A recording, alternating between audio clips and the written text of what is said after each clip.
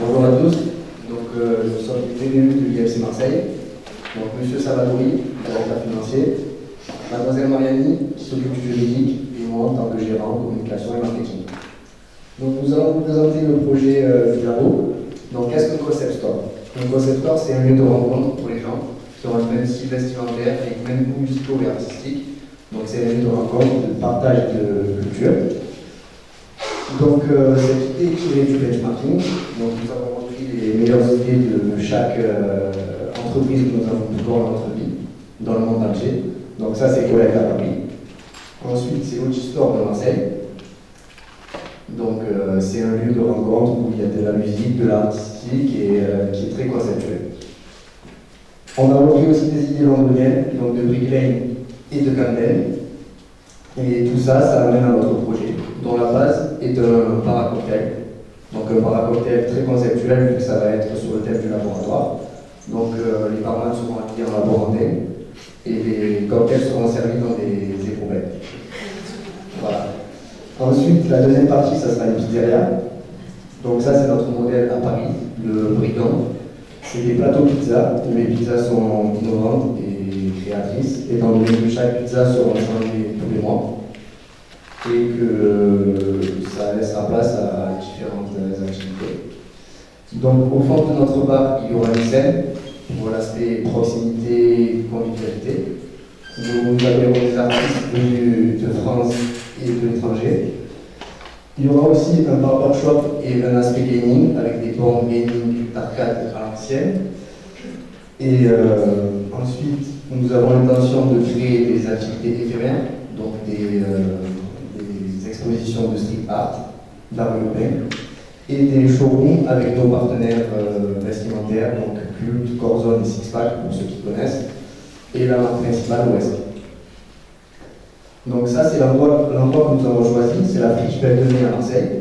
Donc la Friche Belle de Mai, c'est un endroit, c'est une ancienne manufacture de café qui a été reconvertie dans tout ce qui est culture et art graphique. Donc nous avons été situés ici. C'est un endroit d'environ 400 mètres carrés, donc environ 2 fois et demi cette salle, qui sera configuré de la manière suivante. Donc nous avons l'intention de mettre la pizzeria tout au fond, ainsi que le bar à cocktail à l'entrée et un bar à bière en face, avec l'espace principal où nous pouvons juste nous décontracter. Cette surface sera réservée pour les activités éphémères, dont on a parlé précédemment. Il y aura un DJ, une scène et un espace dancing qui sera également fumé. Donc ce projet est assez complexe et très réglementé en France. Donc nous allons laisser la parole à Mademoiselle Mariani pour l'aspect juridique et réglementaire. Donc, en effet, dans la partie juridique, je vais tout d'abord vous parler donc, de notre structure. Donc, nous avons choisi comme statut la SARL, qui est donc une société à responsabilité limitée. Donc, ce choix s'est fait en fonction de plusieurs critères. Donc, tout d'abord par rapport au nombre d'associés, puisque permet d'être entre 2 et 99 associés. Donc, dans notre cas, nous serons 3 associés. Donc, il faut savoir aussi qu'elle limite les risques. Donc, en cas de défaillance financière, nos biens personnels seront préservés, nous ne pourrons pas toucher.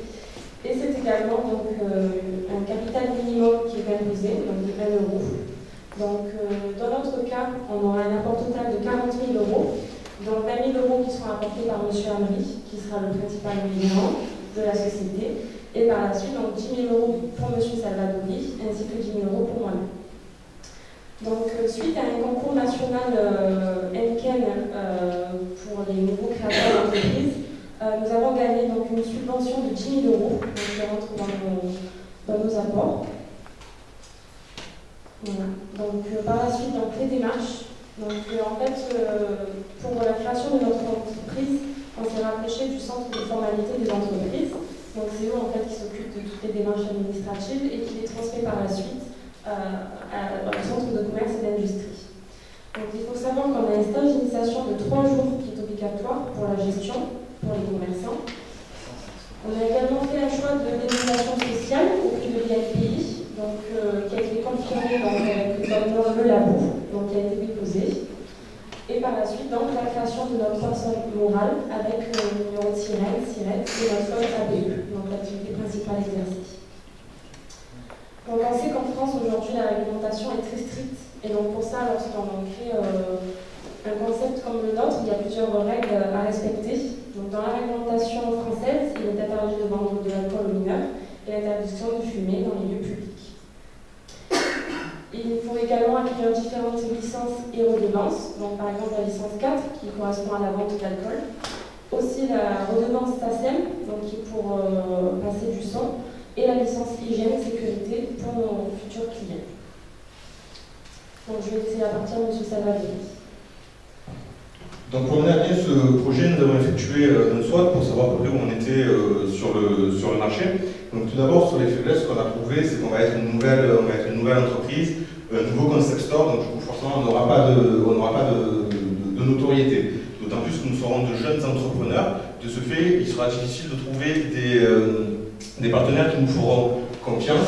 Et la dernière chose, c'est qu'on sera dans un quartier populaire de Marseille. La friche de la Belle de Mai est un quartier où les CSP sont plutôt des CSP moins.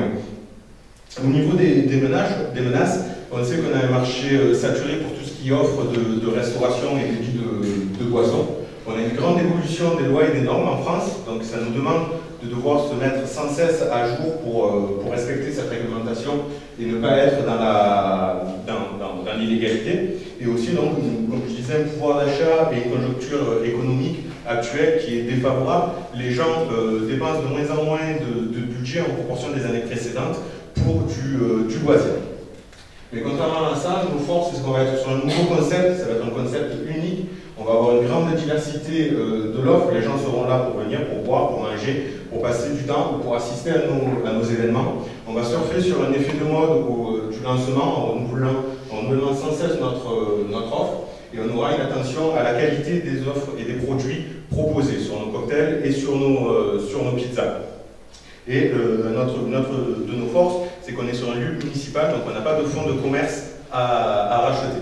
Au niveau de l'opportunité, la friche de la Belle de Mai est un lieu de rendez-vous et de culture qui renaît. On a un accès facile en transport en commun, on a le métro, le bus et le tramway à proximité. Après, d'après une étude que l'on a fait sur le marché, on sait que la cible à l'heure actuelle est insatisfaite de l'offre présente sur le marché marseillais. Et on aura une synergie par le cabaret aléatoire qui est un lieu de regroupement et d'événements qui est déjà créé par la friche et on aura des aides de la part du conseil municipal. Donc au niveau de la demande, je vais vous passer la parole à Mlle Mariani pour qu'elle puisse vous expliquer ça en détail. Alors effectivement, pour mieux comprendre le comportement de nos futurs clients potentiels, on a administré en fait un questionnaire auprès de 120 personnes pour pouvoir déterminer leur motivation, les freins, la cible principale. Et voilà. Donc concernant les besoins, on a pu s'apercevoir qu'ils recherchaient un lieu agréable où ils pourraient consommer donc, tout en mangeant et en buvant, tout en étant dans une ambiance dynamique. Donc c'est tout à fait ce que notre concept va proposer, puisqu'on veut vraiment créer une ambiance conviviale où ils pourront s'amuser tout en buvant ou en mangeant, en sortant du bureau par exemple, pour se relaxer. Par contre, on a pu s'apercevoir qu'au niveau des freins, on avait deux freins vraiment importants. Donc, tout d'abord l'aspect financier, puisque actuellement on est en période de crise. Le budget de sortie de loisirs est assez restreint, puisqu'ils vont plutôt dépenser pour d'autres dépenses plus importantes. Voilà. Et concernant la fidélité également, puisque en fait actuellement on a pu s'apercevoir que les clients sont très fidèles au lieu qu'ils vont habituellement par peur d'être déçus en changeant leur habitude. Donc pour remédier à ces freins, on va mettre en place une communication assez importante pour leur faire voir que... Concernant les motivations, on s'aperçoit que 35% souhaitent se retrouver entre amis et 45% entre collègues de travail. Ils veulent surtout se détendre, donc après leur journée de travail, par exemple, passer une heure dans un bar tout en s'amusant avec des bornes d'arcade, en écoutant de la bonne musique. Et ils souhaitent donc découvrir un nouveau concept bu. Donc on s'aperçoit que 70% des personnes interrogées seraient prêts à sortir plus régulièrement. Voilà. Donc concernant les cibles, le principal cible sera les jeunes actifs, les étudiants, les amateurs d'art et de culture par rapport aux activités que l'on a proposées, mais aussi les passionnés de jeux et des découvertes par rapport aux autres activités aussi du bord d'arcade et des jeunes artistes qui viennent présenter leur nouvelle œuvre par exemple. Donc je vais repasser la main à monsieur Anouilh pour les concurrents. Donc les concurrents, ça n'a pas été notre préoccupation principale, étant donné notre caractère nouveau et conceptuel. On se place plutôt comme quelqu'un, comme une entreprise étant neuve, donc forcément le marché est à prendre. Donc on a quand même trouvé le Mama Shelter, qui est une célèbre chaîne de cocktails et d'hôtels. Donc c'est un réel bar à cocktail, ainsi que le Carination, qui est un bar à Marseille au Panier, donc un célèbre quartier, sur le thème de la prohibition. Ensuite, nous avons aussi l'Outil Live Store et Underground, qui sont deux réels concept stores qui sont déjà implantés à Marseille, mais qui sont restreints au niveau de leur activité, étant donné que le premier est plus sur les barbershops et les bornes de gaming, tandis que le second est surtout sur l'art conceptuel, le street art et l'art urbain. Ensuite, nous avons aussi des bars classiques et traditionnels, mais la demande est très forte et les Marseillais sont déçus par la demande, l'offre actuelle de bars et de sorties. Donc au niveau des produits et des services, on a pu vous présenter tout à l'heure les différents services qu'on pourrait proposer. Ce qu'il faut garder en tête, c'est que le territoire, la Beauce est un territoire de lieu d'expérimentation et de nouveauté. Donc c'est-à-dire que les pizzas, on nous a proposé des pizzas tout à fait classiques, des pizzas au fromage, mozzarella, il n'y a pas de souci à ce niveau-là.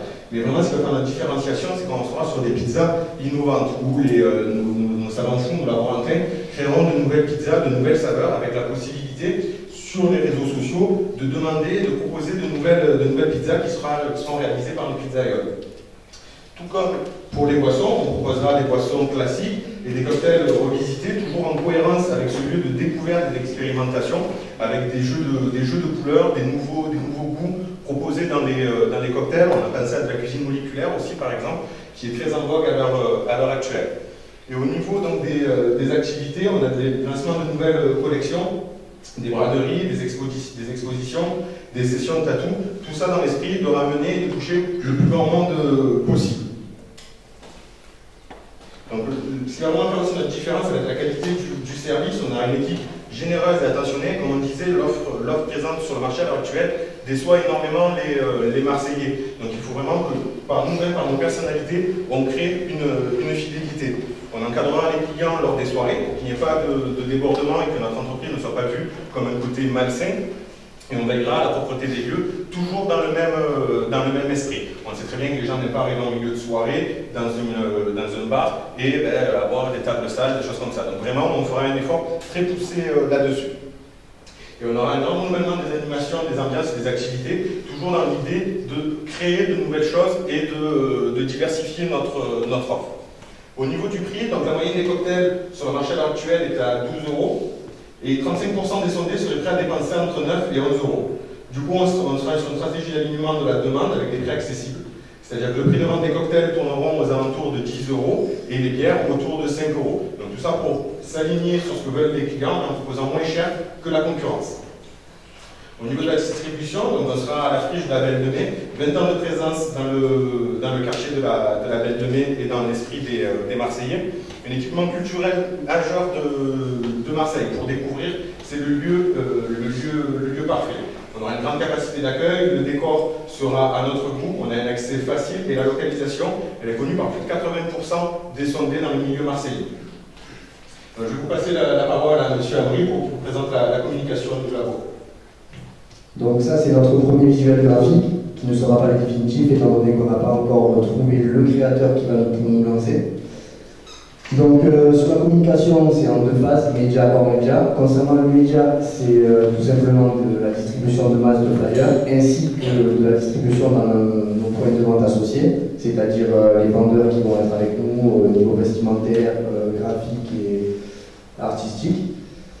Et sur le média, on a une soirée de lancement qui va nous coûter assez cher, étant donné qu'on mise beaucoup sur cette soirée de lancement, avec des partenaires musicaux comme Headbanger Productions et TTC, Surkin, etc. pour les connaisseurs, avec la présence aussi de notre marque partenaire une fois de plus, Sixpack, avec un jeu concours au préalable sur Facebook, et la présence de personnalités marseillaises, donc le joueur de l'OM, et pareil entre les Marseillais, étant donné que c'est des années d'enfance. Et la relation presse va nous coûter 500 €, donc ça sera tout simplement pour les personnes qui seront invitées, donc peut-être vous, peut-être des gens gens qui nous ont aidés à nous lancer, et la presse locale et nationale. Donc sur la liste VIP, il y aura notamment la municipalité, les aides de l'école qui nous ont été apportées par nos professeurs. Notre grand axe de communication sur les réseaux sociaux, étant donné que c'est la principale source d'information des jeunes de notre âge, et les médias locaux, donc LCM et France 3 Méditerranée, qui seront conviés à venir nous rejoindre. Donc le total de l'opération sera d'environ 12 000 €, ce qui est assez conséquent pour une campagne de communication, mais ça sera vraiment l'aspect majeur de notre lancement. Donc voilà, maintenant je vais vous parler de la partie finance et chiffrer toute la réalisation de ce projet. Donc tout d'abord le bilan d'ouverture, on a un apport en capital de 40 000 €, la subvention Heineken gagnée de 10 000 €, ce qui nous fait, donc, avec un apport de 90 000 €, ce qui nous fait un total de 140 000 €, à savoir que les apports donc, serviront à financer l'immobilisation et on aura donc un stock de marchandises et de la trésorerie de départ. Au niveau de la répartition des capitaux propres, donc vous pouvez voir que c'est les travaux et les aménagements qui nous prendront le plus d'argent, tout simplement parce qu'il faut vraiment créer le lieu à notre goût et à notre idée pour satisfaire les clients, et après donc toutes les différentes licences à acquérir. Au niveau du compte de résultat prévisionnel sur 3 ans, donc comme vous pouvez voir, la première année, nous sommes déficitaires de 15 000 €, mais nous commençons à être viables dès la seconde année, avec un bénéfice de 3 000 € pour être en troisième année, avec un bénéfice de plus de 36 000 €. Donc l'évolution du chiffre d'affaires des marchandises et des produits finis, donc on tape vraiment sur la création des cocktails et des pizzas, et c'est pour ça que nos ventes de produits finis augmentent bien plus rapidement que les ventes de marchandises. Grosso modo, on est sur une évolution à plus 30% à l'année dans le secteur de l'hôtellerie et de la restauration, ça peut aller extrêmement vite. Au niveau du seuil de rentabilité, donc la première année, on est à 165 000 € avec un point noir à 409 jours, c'est inatteignable. Mais dès les années suivantes, on commence à être rentable, dès le 6 décembre pour la seconde année et dès le 22 septembre pour la troisième année. Donc c'est à ce moment-là qu'on créera énormément de bénéfices. Et on a un taux de marge sur coût variable sur les 3 années de 73%. Donc au niveau des seuils intermédiaires de gestion, je vous ai fait une synthèse des plus importants. Donc on a une marge commerciale en évolution constante sur les trois années. Ce qui est important aussi de souligner, c'est le résultat d'exploitation. Il est négatif de 8 000 € la première année et devient positif de 8 000 € la deuxième année, pour finir à plus de 40 000 € la troisième année. Cela montre que rien que par notre activité, nous sommes rentables. Nous sommes sur un projet viable. L'entreprise a de l'avenir. Et on voit aussi avec le résultat net de l'exercice qui ne cesse de croître sur les trois premières années. Donc au niveau du plan de financement sur les 3 ans, donc vous pouvez voir que la première année, on a un écart négatif de 7 000 € et sur l'année N+2, nous aurons sur un écart positif à plus de 37 000 €. Donc, comme je vous ai parlé tout à l'heure, on aura besoin d'un emprunt de 90 000 € sur 10 ans, un taux annuel fixe de 7,36%. Le financement nous coûtera près de 40 000 €. L'avantage que nous avons, c'est que nous avons négocié avec les banques, et si les bénéfices sont ceux escomptés, nous pouvons rembourser par anticipation sans pénalité. Une annualité à un peu plus de 12 000 €. Donc la première année est difficile en termes de résultats. Comme je vous ai montré, l'entreprise devient rentable dès la deuxième. C'est un projet viable et on aura plusieurs options en cas de rentabilité aussi forte, comme l'investissement dans la décoration ou l'augmentation de la taille des ateliers. Je vais laisser la parole à M. Amri pour vous présenter les perspectives d'avenir. Donc sur les perspectives d'avenir, on a vu que ce concept store est un véritable porte-drapeau pour les marques présentes dans notre enseigne. Et l'évolution du lieu sera liée à la qualité de nos services et de nos produits, mais surtout au renouvellement de l'offre offerte. Ouais. Donc il ne faudra jamais stopper le travail de recherche, il faudra toujours proposer des nouveautés et continuer à tirer le meilleur de nos concurrents nationaux ou internationaux.